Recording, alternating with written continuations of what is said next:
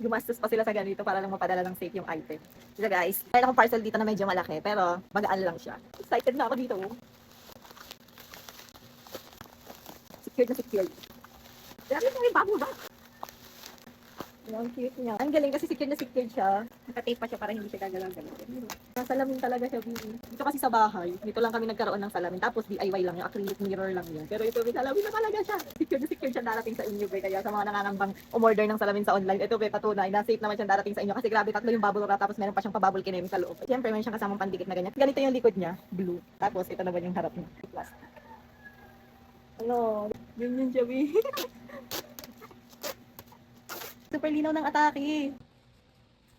So ayan, parang nagkaroon tayo ng mini vanity mirror dyan sa ating working place. Pero hindi ko na muna siya dinikit kasi bala ko pa yung ilagay sa ibang pwesto. Pero pang samantala dyan muna siya. Sobrang linaw, tingnan nyo naman. Kung gusto nyo rin ng ganyan very malinaw na salamin, yung link ilalagay ko na lang dyan sa comment section or sa yellow basket. Order na kayo dali.